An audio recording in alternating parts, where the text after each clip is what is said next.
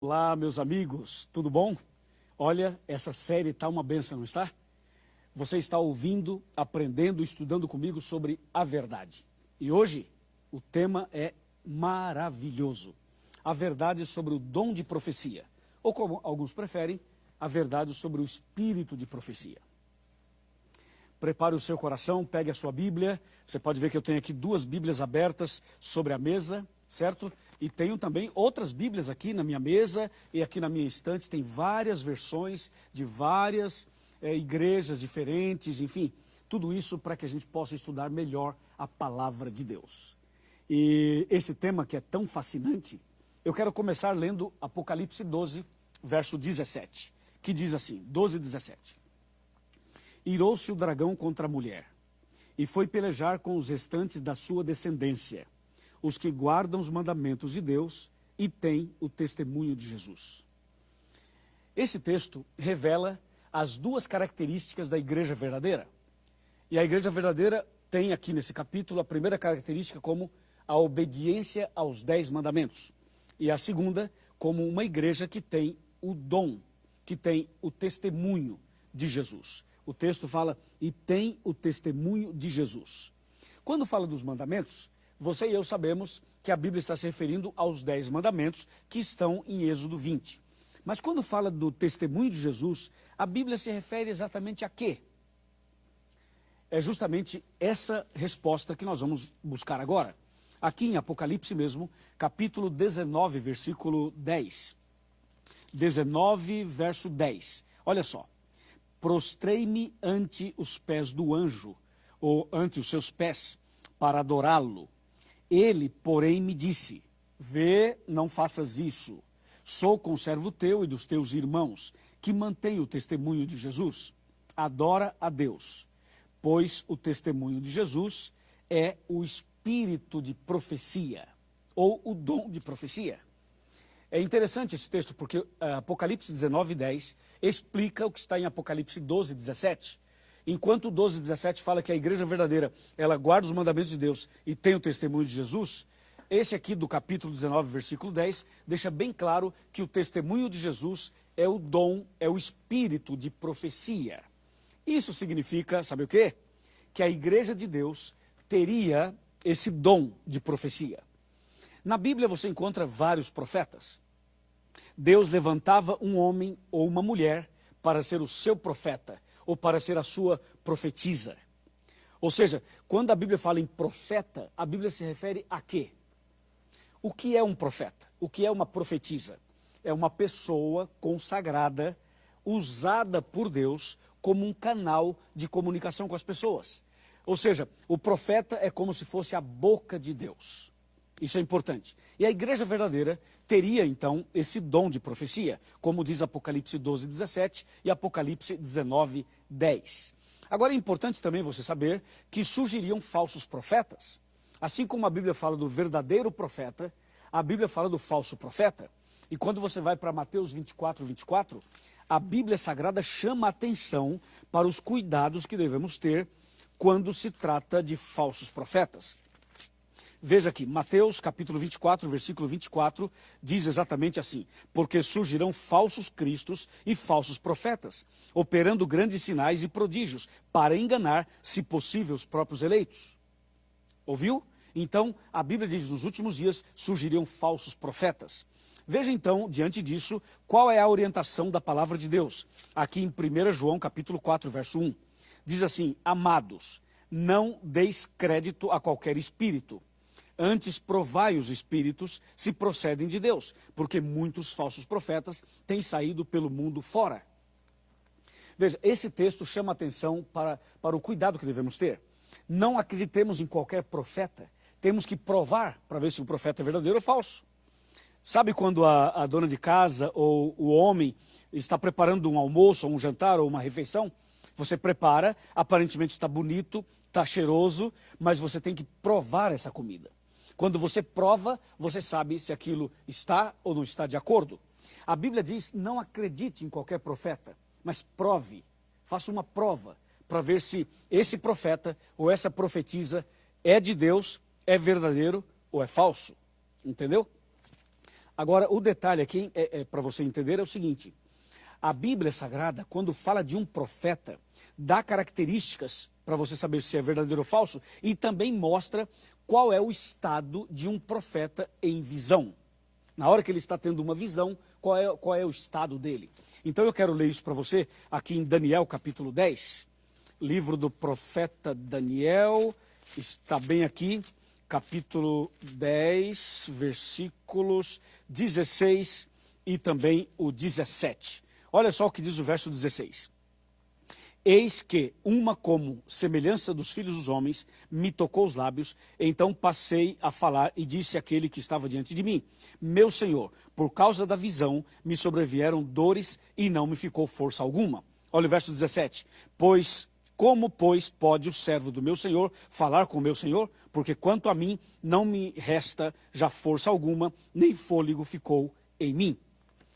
Esse texto mostra qual é a condição e quais são as características de um profeta na hora que está tendo uma visão. O profeta vê, ouve, fala, sente e não respira. Assim é o que diz Daniel 10, 16 e 17, explicando a situação de um profeta em visão.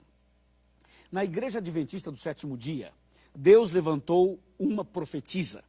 Mas antes de levantar a profetisa, Deus havia chamado 2 homens para serem os seus porta-vozes. Deus chamou William Foy e Hazen Fox para serem porta-vozes de Deus. Eles não aceitaram, eles rejeitaram.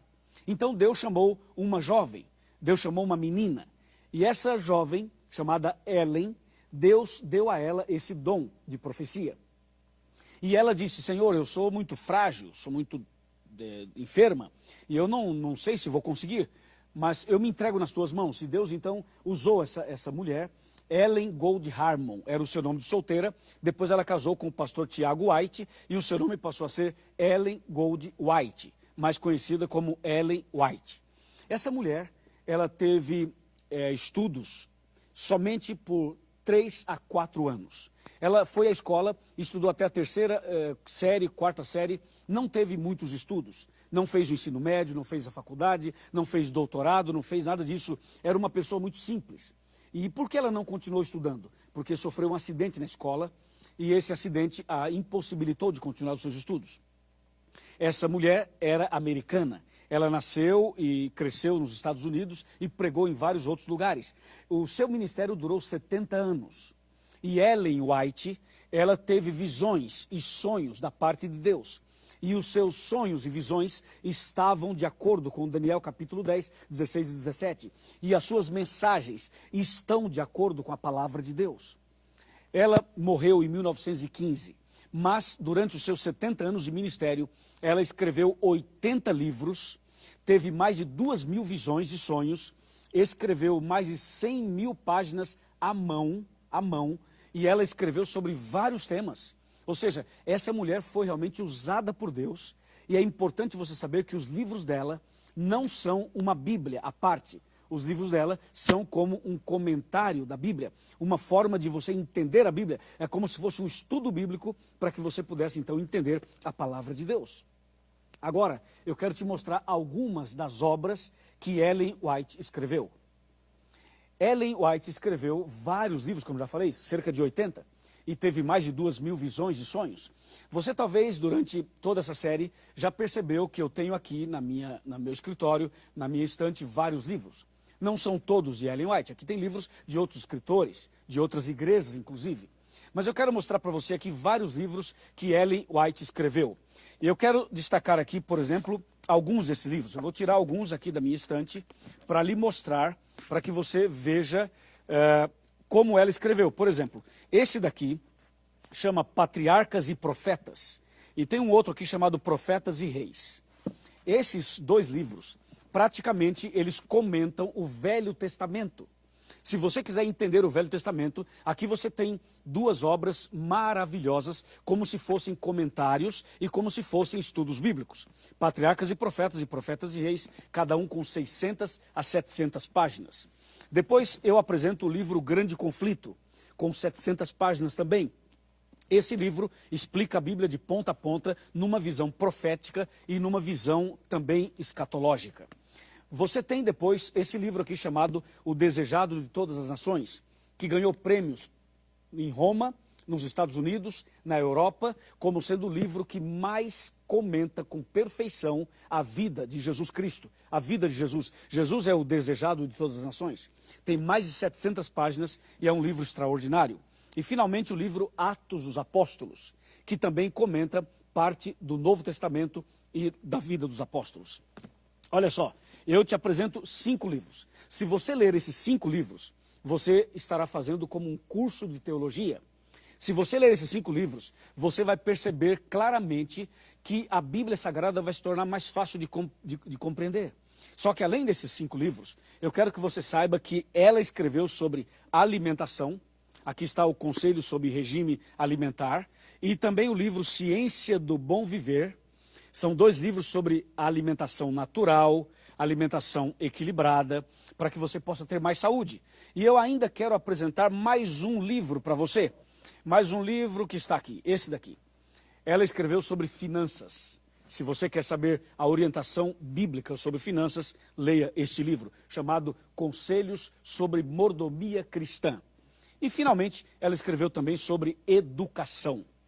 É fascinante tudo isso. É realmente impressionante tudo isso. Deus usou Ellen White como sendo sua profetisa. E Deus não somente usou Ellen White como profetisa, ele usou outras mulheres do passado também. Eu poderia citar Uda, as filhas de Filipe, eu poderia citar Miriam, eu poderia citar outras mulheres na Bíblia que também foram instrumentos de Deus como profetisas. Então Deus, na verdade, quando ele levanta a sua igreja, ele diz assim: o meu povo é aquele que guarda os mandamentos e tem o testemunho de Jesus. E o testemunho de Jesus é o dom de profecia, é o espírito de profecia. E Deus deu a esta igreja, a igreja adventista, essa bênção de guardar os 10 mandamentos e de ter o dom de profecia, o espírito de profecia. Entendeu? Agora eu vou sentar aqui na minha cadeira e vou te contar um segredo. Eu quero te contar um segredo agora para você. Você já assistiu o nosso programa na TV Novo Tempo, a Arena do Futuro? Você já assistiu várias pregações que eu tenho feito pelo Brasil e pelo mundo afora? E você está acompanhando essa série aqui, já acompanhou outras séries que a gente fez, como O Grande Conflito, Apocalipse a Resposta, Os 10 Mandamentos, A Última Esperança, tudo isso. E talvez por algum momento você deve ter parado assim e pensado: da onde o pastor Luiz tira tanto conhecimento?